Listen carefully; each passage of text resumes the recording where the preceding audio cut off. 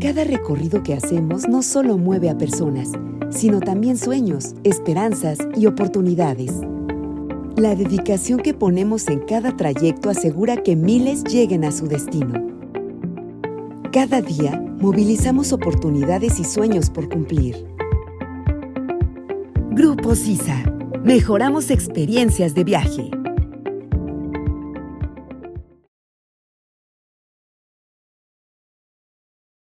Para cerrar el ciclo de conferencias y mesas de diálogo de este 17º Congreso Internacional de Transporte, tendremos la presencia del maestro Adrián Escamilla Palafox, director ejecutivo de Grupo Sisa, con la conferencia magistral Transporte Público del Diagnóstico a la Acción. Adelante, por favor. Gracias. Bueno, pues muy buenas noches a todas y a todos. Casa llena, muchas gracias. Eso se agradece. Y vamos a comenzar con la ponencia de esta tarde para que el tiempo lo podamos aprovechar y no se alargue más esta jornada que ha sido bastante productiva, pero al mismo tiempo larga desde la mañana. Si me ayudan con la presentación, si son tan amables. Empezamos con el título de la presentación y platicarles el por qué definimos este nombre. Creo que para todos a lo largo de este congreso y en las conversaciones que usualmente tenemos sobre el transporte en general, el transporte público en lo particular y más específicamente el transporte público urbano, pareciera que el diagnóstico está claro, que todos reconocemos y aceptamos que hay muchas cosas que tenemos que modificar y que hay muchas cosas que tenemos que hacer para mejorar ese transporte. Pareciera también que todos o la gran mayoría coincidimos en lo que debemos de hacer y en lo que el diagnóstico arroja. Pero la realidad es que las cosas no necesariamente cambian, no necesariamente se modifican de la forma en la que queremos y eso se refleja en las diferentes operaciones de las distintas entidades federativas del país. De ahí que el nombre de esta ponencia sea justamente del diagnóstico a la acción. Entenderemos precisamente a partir de las láminas que veremos a continuación 4 grandes temas que voy a compartir con ustedes. Todos ellos en su conjunto lo que nos van a permitir en una primera instancia es identificar qué es lo que hemos hecho bien como país, qué nos falta por hacer, cuál es la realidad con un ejemplo muy ilustrativo y evidentemente también lo que podemos hacer a partir de esta realidad. Empecemos por lo que hemos hecho bien. Esta primera diapositiva refleja básicamente 2 cosas. La primera es una secuencia de lo que el Estado mexicano ha determinado como importante y prioritario y ha incorporado en la agenda pública. El primer elemento fue justamente la incorporación en la Constitución Política de los Estados Unidos Mexicanos en el año 2020 del derecho a la movilidad consagrado en el artículo 4. Y esto es más que relevante porque precisamente es una cuestión de Estado, no de gobierno. De Estado porque precisamente esta incorporación implica que las legislaturas de los estados, de las entidades federativas, decidieron y estuvieron de acuerdo a nivel nacional que este derecho debería de estar incorporado aquí. A partir de la incorporación en la Constitución de ese artículo 4, se incorporó también la Ley General de Movilidad y Seguridad Vial en el año 2022. Y en consecuencia, instrumentos que ya no son de Estado, sino de gobierno, pero que abonan a la política en la materia, pues tenemos básicamente 2 instrumentos importantes. El primero es la Estrategia Nacional de Movilidad y Seguridad Vial, que delinea de manera general en todas las modalidades de transporte y en todo el territorio nacional de punta a punta, de costa a costa, qué es lo que ocurre en el país y qué es lo que tendríamos que hacer en consecuencia para poder corregir esa realidad que hoy nos aqueja.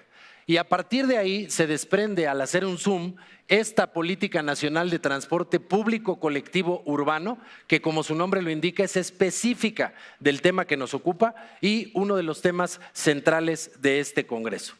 Esto que ven en pantalla es parte de lo que el Estado mexicano desde el año 2020 ha estado incorporando en la ecuación a fin de generar este andamiaje jurídico, institucional y programático que permita paulatinamente ir mejorando la movilidad. Un andamiaje jurídico que vemos expresado en los instrumentos legales, por supuesto un andamiaje programático que vemos en este tipo de instrumentos y un andamiaje institucional que incluye no solamente a las dependencias que tienen competencia en la materia, sino al Sistema Nacional de Movilidad y Seguridad Vial, a las diferentes organizaciones de la sociedad civil que tienen participación en el tema, a la Asociación Mexicana de Transporte y Movilidad, por supuesto a la Asociación Mexicana de Autoridades de Movilidad y a una serie de instituciones que con base en este marco jurídico y este marco programático están intentando cambiar la realidad del transporte que hoy nos aqueja. A partir entonces de esta base, encontramos que en el país de manera general podríamos hablar de grandes avances en materia de transporte público colectivo urbano. Podríamos decir con todo atino, porque además es una realidad, que contamos con sistemas BRT tipo Metrobús en diferentes entidades federativas del país, más de 15.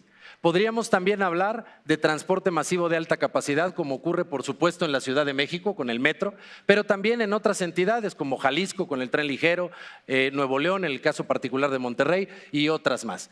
Hablamos también de tecnología para integrar sistemas y pagos que en varias entidades federativas de este país, por supuesto que hoy son una realidad.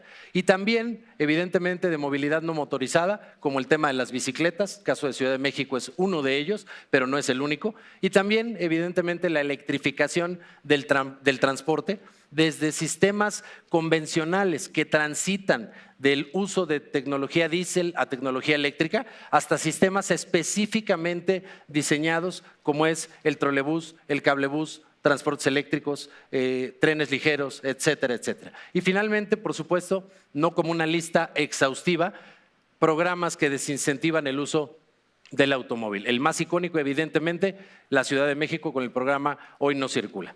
Todo esto lo hemos hecho bien como país y podemos decir sin lugar a dudas que hoy, a diferencia del pasado, tenemos un andamiaje legal, un andamiaje programático e institucional que nos debería permitir trabajar con mayor velocidad todas aquellas correcciones que requiere el tema de transporte a nivel nacional.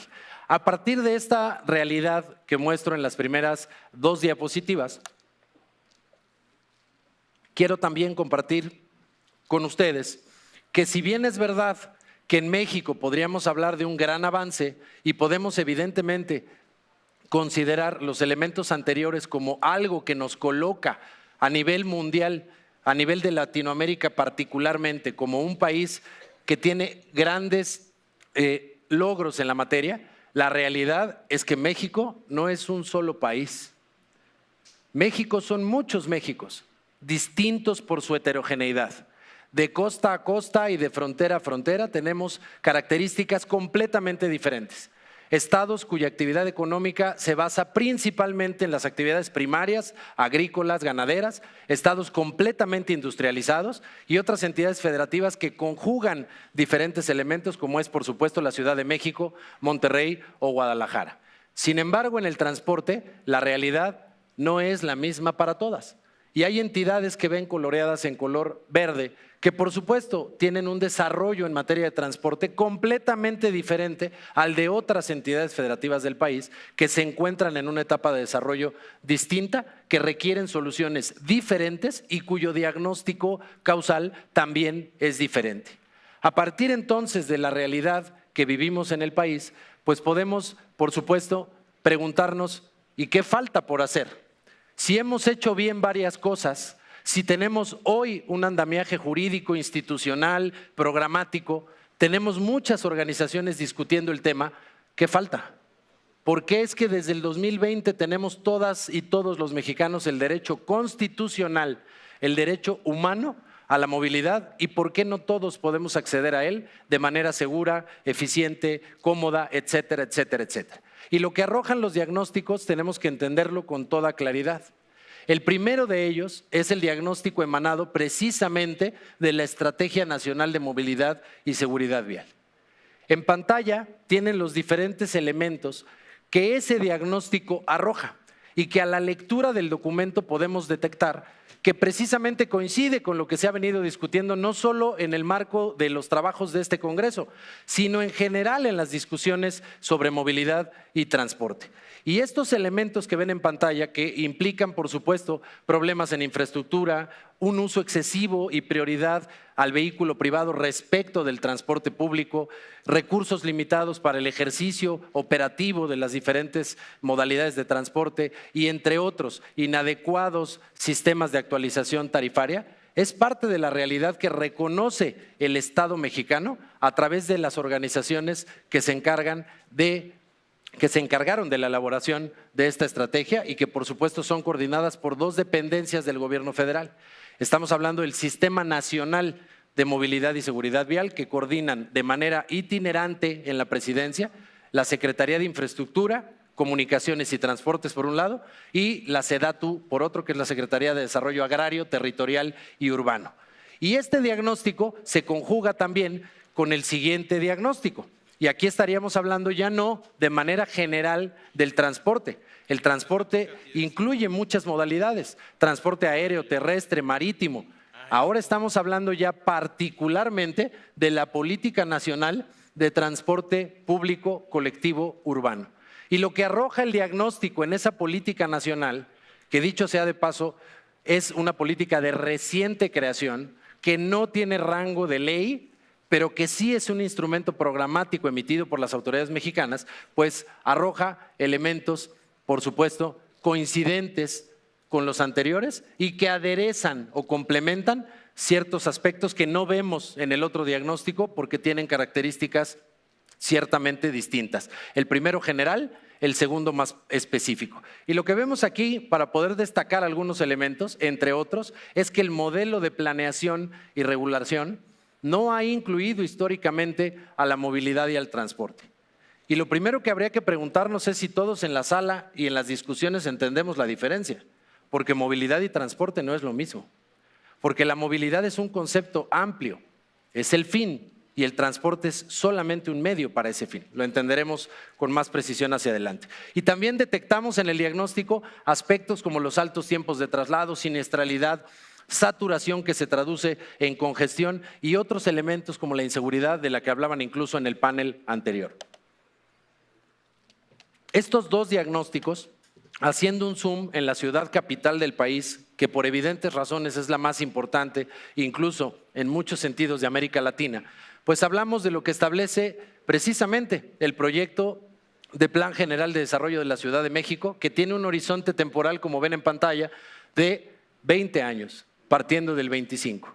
Y lo que detectamos en este diagnóstico no son palabras de su amigo Adrián, son palabras del propio Congreso de la Ciudad de México, de la Secretaría de Movilidad y de todos los actores del Instituto de Planeación, que con base en los diferentes diagnósticos y con base en todas las entrevistas, talleres y demás, determinan de manera muy categórica que el sistema tiene problemas estructurales. Y cuidado ahí, porque una cosa es un problema cosmético que podamos resolver de manera fácil, pero cuando hay un problema estructural, estamos hablando de un tema de fondo porque no se ha entendido el problema quizás o no se había entendido con la dimensión que hoy se entiende y entonces generamos como país soluciones equivocadas a problemas mal planteados. Y lo que hoy tenemos como un problema grande, pues es consecuencia evidentemente del pasado y de muchas decisiones que se fueron acumulando, tratando de resolver sin comprender necesariamente qué estaban resolviendo y qué causaba esas problemáticas. A partir de este diagnóstico, que no refiero de manera puntual, pero que pueden leer en pantalla y por supuesto tendrán acceso a la presentación, entonces vamos detallando lo que la siguiente lámina podría resumir de los tres diagnósticos. Y el resumen de estos tres diagnósticos nos dice lo siguiente. Tenemos evidentemente una ausencia del Estado como eje rector real. Y cuidado acá, porque no estoy hablando del gobierno. El Estado, jóvenes, particularmente para los más jóvenes y estudiantes, el Estado no es el gobierno. El Estado es un ente abstracto, permanente, que tiene tres elementos constitutivos: población, territorio y gobierno. El gobierno es temporal, el Estado es permanente. El Estado mexicano se generó en 1824 con la primera Constitución Y durante 202 años ha sido el Estado mexicano y seguirá siéndolo, sin importar si al frente del gobierno se encuentra un partido político u otro, porque el gobierno es solo un elemento del Estado.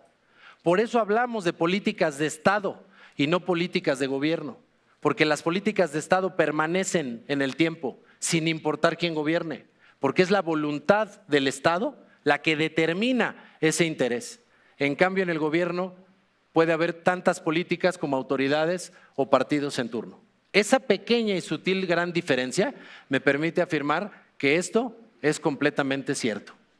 Adicionalmente, hablamos, por supuesto, de la prioridad al automóvil. Hemos hablado en este Congreso ampliamente y los expositores que me han antecedido en el uso de la voz, por supuesto que han magistralmente hablado del tema y han explicado en gran medida el porqué de este fenómeno que hoy nos invita no solamente a usar el transporte privado, sino a usarlo de manera prácticamente generalizada en algunas latitudes incluso. Adicionalmente hablamos de un sistema que reproduce la desigualdad, lo decían en la mesa anterior, y por supuesto no hablo solo de género, sino de muchas otras desigualdades que se encuentran presentes en el día a día. Hablamos también de una desarticulación total del sistema que en realidad, vean lo que dice el texto, disfrazada de sistema, y ahora me entenderán por qué. Hablamos del transporte público ineficiente y con tendencia a empeorar, que eso es lo que preocupa más. Que algo sea deficiente no es el problema es que tenga tendencia a empeorar. El problema es que no se detenga eso que está ocurriendo y que no tengamos la capacidad como país de detener esas problemáticas, hacer un alto en el camino y reiniciar. No es lo mismo un reset que un restart. Y aquí lo que encontramos es que esto lo que nos dice es cuidado, porque si sigues por el mismo camino, no vas a tener un resultado positivo. Las cosas no cambian solo porque uno las desee. No cambian solo por hablar de ellas, cambian cuando intervienes en las variables que están generando ese efecto negativo que queremos evitar. Y finalmente, y no menos importante, la sostenibilidad financiera del sistema. Una sostenibilidad financiera que está en duda, como se ha citado ampliamente a lo largo del Congreso, y que evidentemente es consecuencia de decisiones que se han tomado, en muchos casos quizás sin dolo, pero también hay que decirlo con todas sus letras, sin la inteligencia que requieren este tipo de decisiones que son de largo plazo y que afectan o benefician a miles y millones de personas que habitamos este territorio nacional. A partir del diagnóstico, entonces, lo que podemos decir es, si hay cosas que hemos hecho bien en el país, si tenemos hoy un andamiaje que no teníamos, si ya sabemos cuál es el diagnóstico porque incluso lo emiten las autoridades de este país, de la mano del sector y de muchas organizaciones de la sociedad civil que participaron, entre ellas, por supuesto, la MTM, la UITP, WRI y otras más que participaron en estos diagnósticos, bueno, entonces, ¿por qué carajos tenemos esta realidad? Y vamos a ver un ejemplo ilustrativo. ¿Y qué más ilustrativo de lo que pasa en el país que lo que ocurre en la Ciudad de México? Y precisamente por eso es que si nosotros vemos la Ciudad de México y hacemos un zoom, vamos a identificar de manera clara que la Ciudad de México, en el cambio constitucional que ocurrió hace tiempo y que le dio precisamente esa connotación de entidad federativa, lo que antes era el Departamento del Distrito Federal, después Ciudad de México y ahora Ciudad de México, pero con calidad de entidad federativa, establece de manera clara y categórica en los artículos 12 y 13 que ustedes y yo tenemos derecho a una ciudad habitable. ¿Y qué significa? Pues hay muchos conceptos detrás, pero de manera categórica establece esto, la propia Constitución. Y aquí hay particularmente dos elementos que vale la pena destacar y a los que les pido poner atención. El primero es el derecho a la movilidad. Por supuesto que al ser un derecho humano consagrado en la Constitución Nacional, pues tiene una réplica, les guste o no, a las entidades federativas. Y en este caso, de manera expresa, la Ciudad de México lo incorporó a la ecuación en su propia Constitución. Pero adicionalmente tenemos derecho al tiempo libre. El problema es que el tiempo libre y el derecho a la movilidad no se van a dar solo porque lo deseemos o porque está en un documento programático o jurídico, incluso siendo política de Estado. Recuerden que el amor está en la nómina y la política de Estado está en el presupuesto, no en la ley. Cuando vemos entonces el sistema de movilidad de la Ciudad de México, pensando que es la ciudad más avanzada de todo el país por los diferentes subsistemas que la componen, nosotros encontramos esto en el discurso, que tenemos un sistema integrado por el metro, por el Metrobús, por RTP, por transportes eléctricos, por los centros de transferencia modal, por Ecobici, por Cablebús y por todo el servicio de zonales y corredores. ¿Cierto? Sin embargo, un sistema se define como un conjunto de elementos independientes, pero que interactúan entre sí para buscar un fin común. Un sistema no es un conjunto de elementos que artificialmente se meten a una licuadora para que parezca que se articulan. Un sistema tiene elementos conductores, tiene articulación, como funciona con un autobús. Todos los sistemas están conectados. Si no, no prende, no avanza o simplemente no frena. Aquí lo que ocurre es que en realidad tenemos un sistema que tiene ventajas, hay que decirlo. Un andamiaje jurídico e institucional sólido, por supuesto, hay una constitución, hay una ley de movilidad, hay un reglamento, hay una Secretaría de Movilidad, Metrobús, el ORT, transportes eléctricos, etcétera. Tenemos también muchos tipos de transporte diferentes en la ciudad. Por supuesto, movilizamos a millones de personas diariamente, eso no hay duda, es un hecho. Es accesible económicamente, tampoco hay duda. Y por supuesto, tenemos avances importantes en materia de movilidad sustentable, tanto con los autobuses eléctricos como con toda la red de transportes eléctricos que cada día crece más y por supuesto de la que Grupo Sisa es también no solamente pionero, sino el más grande en esta ciudad. A partir de ahí, ¿qué sucede en la práctica, en la realidad? Este es el presupuesto asignado al gobierno de la Ciudad de México, el presupuesto con el gasto neto total que ven en la barra color azul. El gasto neto total del gobierno de la Ciudad de México, incluyendo organismos públicos descentralizados, secretarías y cualquier otro, es decir, la administración pública centralizada y paraestatal, todo el gobierno para que quede claro. Y aquí estamos hablando de 313,385 millones de pesos para 2026. Repito la cifra, 313,385 millones de pesos. De esa cantidad, a la movilidad se le asignan 43,743 millones anuales, lo que representa en 2026 el 14%. Si ustedes revisan los estándares mundiales de asignación presupuestal, estamos incluso por arriba de varios países que tienen muy buenos sistemas de transporte. Uno preguntaría entonces, si la asignación presupuestal no es un problema porque se encuentra en los estándares, es el tercer presupuesto más grande de toda la ciudad, de todas las ramas. Cuando digo ramas me refiero salud, educación, transporte, seguridad. ¿Cuál es el problema entonces? Veamos. Si bien el presupuesto es insuficiente, a pesar de tener un buen nivel, insuficiente para la cantidad de gente, aquí es donde la cosa se empieza a complicar. Porque una cosa es destinar recursos para una actividad y otra cosa es la lógica de distribución interna. Y lo que ustedes están viendo en pantalla del lado izquierdo es justamente la cantidad del presupuesto total, es decir, de los 43,000 millones que se le asigna a cada subsistema, al metro, al servicio de zonales y corredores, le hace convencional, al Metrobús, a RTP y a todo lo que tiene que ver con transportes eléctricos. Y del lado derecho, lo que vemos es la cantidad de pasajeros que mueven anualmente cada uno de estos sistemas. Lo que ustedes ven entonces, y que es dramático de la ecuación, es que, por ejemplo, el metro de la Ciudad de México mueve tiene el 72% de presupuesto, pero solamente mueve al 27% de la población. Esto es, 101 millones de personas cada mes se mueven en el metro. Por supuesto que es una cantidad importante, sin duda, es una cantidad importante, es un sistema masivo y por supuesto que tiene costos de operación distintos a los de otros sistemas. Por supuesto que el costeo no es igual. Y no hay una fórmula lineal cuando hablas de sistemas diferentes. No cuesta lo mismo mover a un pasajero en el metro que en el Metrobús, en el Cablebús o en Ecobici. Sin embargo, donde podemos identificar errores grandes del diseño institucional, empieza precisamente aquí. Aquí encontramos las 30 empresas que han sido constituidas en este país en el tránsito de hombre camión a empresa, y encontramos también las combis, microbuses y demás que siguen dando servicio sin ser empresa todavía en la figura hombre camión. ¿Y qué es lo que encontramos de presupuesto? Nada. Sin embargo, este 1%, ¿saben de dónde es? Ese 1% son 500 millones que se dedican en este año a la sustitución de flota para poder renovar parques vehiculares.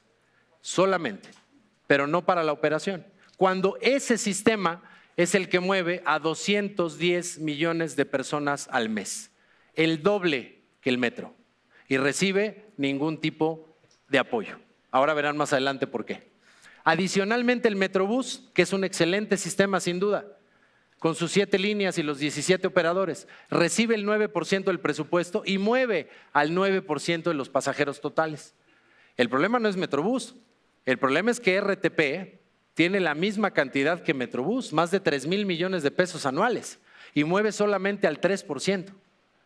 Pero el problema no solo es que mueva al 3%, es que RTP está creado para ayudar a la gente en las periferias, para ayudar a la gente de menores recursos a transitar de manera no solo más rápida, porque tiene paradas específicas, sino además de manera económica.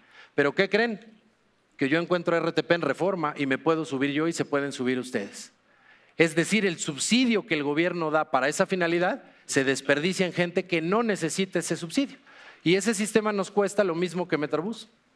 Y si vemos el otro sistema que está en la parte baja de la pantalla, que es trolebús, cablebús y tren ligero, pues vemos que tiene un 4% del total, pero evidentemente los costos de operación del trolebús, cablebús, tren ligero son superiores a los de RTP, lo cual evidencia entonces dos cosas que quiero que tomen como una primera conclusión de esta información que les comparto. La primera es, el presupuesto es insuficiente en función de las necesidades que tiene que cubrir.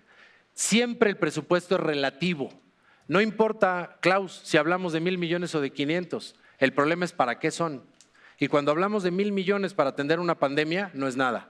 Pero si hablamos de 1,000 millones para otro tipo de fin, quizás sea una brutalidad. En el caso de movilidad, en una ciudad como esta, que en conjunto con el Estado de México tiene más de 20 millones de personas diariamente en su territorio, es claramente insuficiente.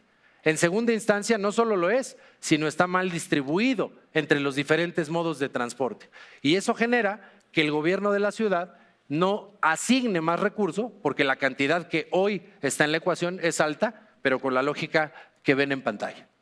Si queremos aderezar más el problema,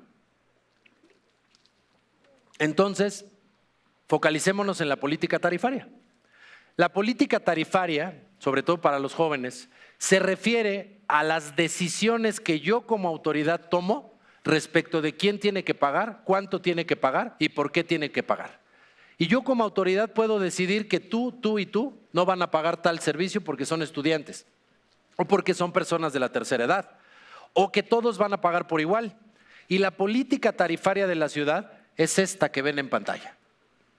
Por favor, visualicen el esquema, el sistema, la tarifa y visualicen esto de aquí.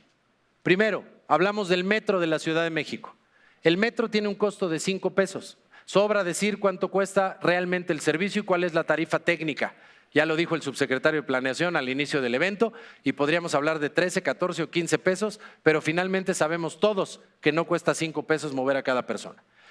El problema no es solo eso, es que la tarifa es una tarifa social porque se asume que ayuda a mucha gente, lo cual es verdad, pero entonces, ¿qué pasa con las convencionales que ya evidenciamos que mueven al doble de personas? Si visualizo Metrobús, a excepción de la línea 4, que tenemos un recorrido que cobra 30 pesos al aeropuerto, que es exclusivo y particular caso, cobra 6 y la tarifa es semisocial. Si hablamos así de cada uno, encontraremos lo que la autoridad definió, pero ojo acá, yo como autoridad puedo definir dar subsidio a la población. Y si este precio es de 13, pero yo decido a través de la política tarifaria cobrarlo en 5, quien absorbe los 8 pesos de diferencia soy yo, gobierno, a través del capítulo 4000, que son subsidios y transferencias. Ese es mi derecho como autoridad y es parte de la política pública. Pero no sucede lo mismo con los particulares. Tú no tienes derecho como autoridad a definir una tarifa y que sea el privado el que pague el subsidio. Eso no es correcto. Y lo que vemos en el caso del servicio de zonales y corredores es este precio, y lo que vemos es que la lógica que sigue no es una lógica social ni social focalizado, muy entre comillas, como sucede con RTP. Reitero, si fuera social focalizado, no circularía por Reforma, Insurgentes, Tlalpan o vialidades que evidencian que no son la periferia para lo que fue creado RTP. Asimismo, entonces, encontramos que aquí esto tiene una lógica distinta.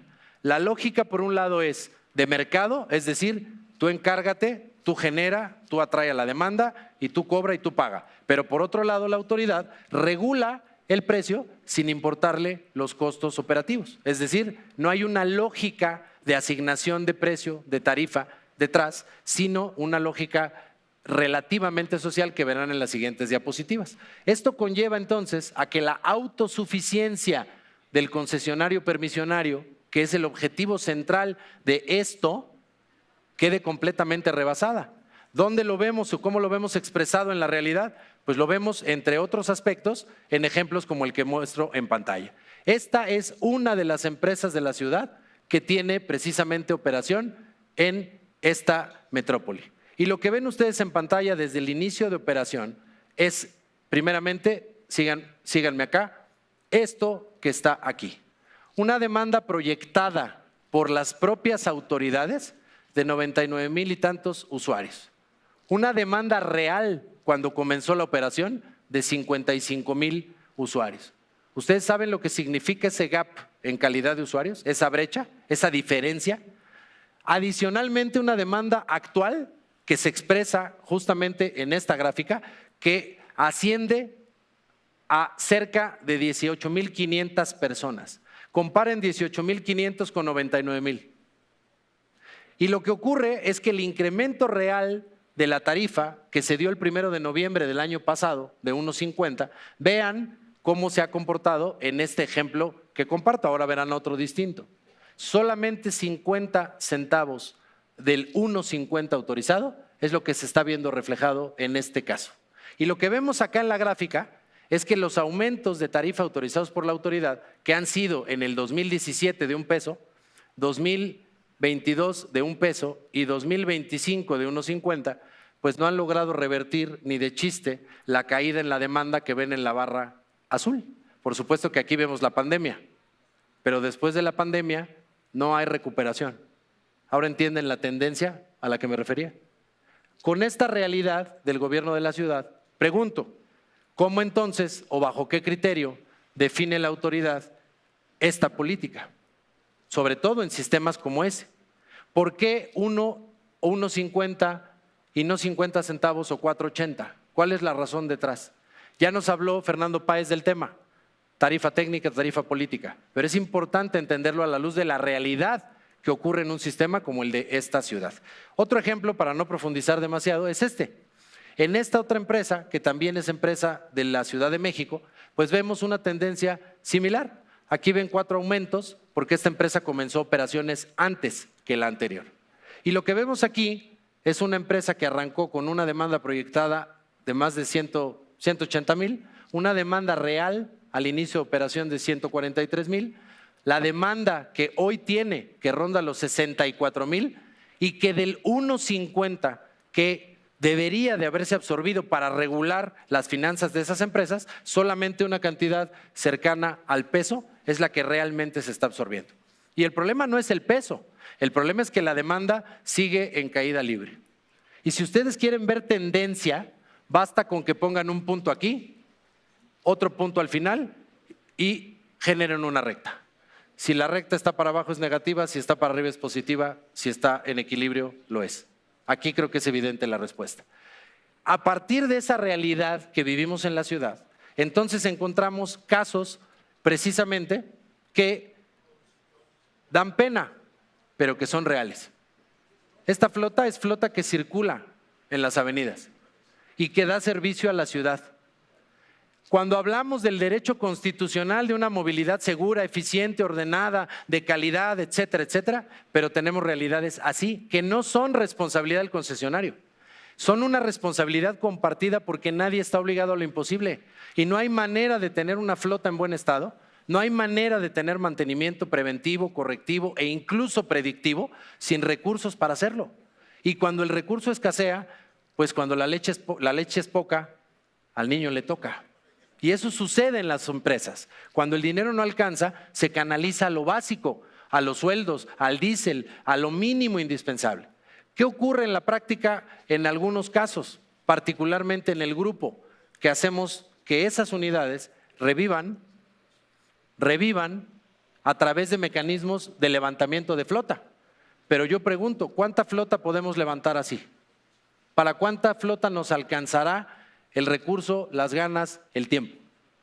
¿Y cuántas otras empresas o concesionarios en la propia ciudad encuentran la misma realidad sin posibilidades de hacer esto con unidades que se encuentran hoy en ese estado? Pues esa es en gran parte la realidad que vivimos en la Ciudad de México, en la ciudad más avanzada del país, la ciudad más importante del país, la capital del Estado mexicano, comparable con otras ciudades del mundo. Si vemos entonces qué pasa a nivel agregado, ya no de una empresa, ya no de dos, de todas las que integran este subsistema, pues encontramos que esa tarifa del 1.50, ojo acá, solamente se absorbe 74 centavos. ¿Saben cómo se traduce esto? Esto se traduce de la siguiente forma. Autoridad, autorizaste un aumento que permite hoy que el concesionario reciba 74 centavos más de lo que recibía, pero que pierde demanda a mayor proporción que lo que permitiría subsanar ese dinero. Pero que además a las familias les cobraste 1.50 por cada viaje, por cada integrante. Es decir, un juego donde todos pierden, por no entender lo que significa una política tarifaria y cómo usarla a tu favor. En consecuencia, si nosotros a partir de esta realidad volteamos al camino al aeropuerto o Periférico Sur, y podría poner Tlalpan, Ignacio Zaragoza, podría poner cualquier otra avenida, Revolución, Patriotismo, la que quieran, vamos a encontrar un congestionamiento tal que nos obliga a preguntarnos, ¿y por qué la gente buscará otra forma? ¿Por qué buscarán motocicletas? ¿Por qué comprarán carros privados? ¿Por qué? Ustedes díganme la respuesta. Esta realidad que persiste, igual que sucede, por ejemplo, en La Raza. Vean la foto aérea, que además, por cierto, muchas gracias al equipo de comunicación porque las tomaron directo. Vean lo que sucede. Esa es la realidad. Un congestionamiento tal que en lugar de resolver la problemática, la acentúa y que genera un círculo vicioso que refería muy bien Fernando Páez en una de sus láminas el día de ayer en su conferencia magistral. Y esta realidad es la que hoy nos coloca en esta posición en el índice TomTom, como la peor ciudad en materia de congestión de todo el mundo. No de América Latina, del mundo. No la más lenta, esa está en Colombia, pero sí la peor de todo el mundo. 75.9% de congestión. Y si en consecuencia yo verifico qué pasa en el propio país, porque seguramente es la Ciudad de México el problema, pues encontraré lo siguiente, que en realidad las tres ciudades que se precian de tener el transporte más avanzado, Ciudad de México, Guadalajara, Monterrey, son las que tienen mayor congestión. Algo estamos haciendo mal y creo que es evidente que tenemos que corregir. Y este Congreso ha implicado en gran medida muchos diagnósticos, muchos análisis y muchas voces que hablan al respecto. Sin detenerme demasiado, evidentemente la movilidad es un derecho y las autoridades lo tienen que garantizar, no es potestativo. Y el transporte público se encuentra hoy en un estado que requiere intervención y lo que no hagamos hoy no va a suceder y lo que no hagamos hoy va a tener un impacto el día de mañana. Si no entendemos eso, el día de mañana estaremos discutiendo efectos negativos como los que hoy discutimos y que provienen, por supuesto, de muchos años atrás. Para ir cerrando la presentación y apegarnos al tiempo, el llamado a la acción no es solamente a las autoridades, es a todos los involucrados e interesados en el transporte que ven en la pantalla. Autoridades, distribuidores, fabricantes, estudiantes, academia, transportistas. Todos tenemos que entender que no estamos hablando de autobuses, estamos hablando de lo que realmente importa, que entre otros aspectos es el tiempo y la calidad de vida. Es por supuesto la productividad y competitividad económica, nos guste o no. Es un factor fundamental. Y finalmente, la sustentabilidad ambiental.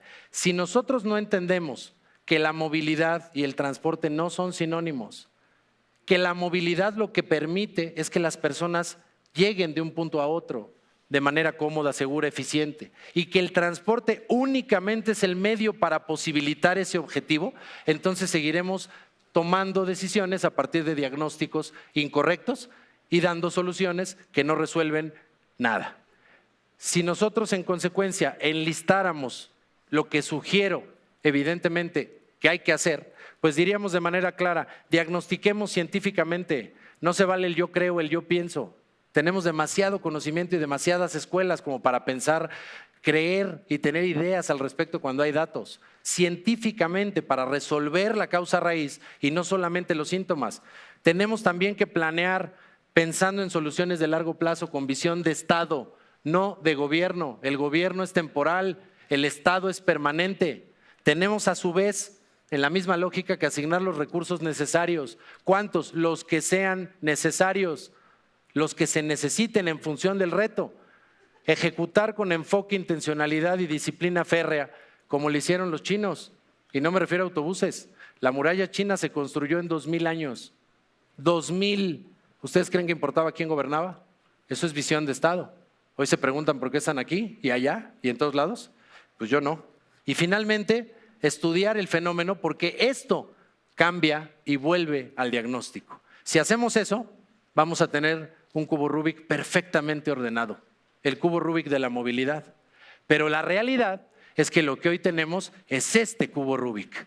Un sistema disfrazado que no funciona de manera articulada, que tiene elementos, pero que por supuesto tiene muchas caras, lados, aristas que todavía evidentemente requieren atención. Y finalmente, y citando a un amigo a quien quiero, respeto y admiro, todos los días tenemos 24 horas para corregir. El problema es que no basta con tener voluntad, hay que generar las condiciones para que esto ocurra y hacer que ese derecho a la movilidad sea una realidad para ustedes, para mí y para todos. Por su atención, muchas gracias. Muchas gracias al maestro Adrián Escamilla Palafox por su conferencia magistral que da cierre al ciclo de mesas de diálogo y conferencias magistrales del 17º Congreso Internacional de Transporte. Le entrega su reconocimiento Marta Lucía Gutiérrez, secretaria general de Red Simus. Muchas gracias. Amiga linda. Muchas gracias. Muchas gracias, muchas gracias. Ay, mira qué lindo. Muchas gracias. Mira qué lindo. Sí, acá mira.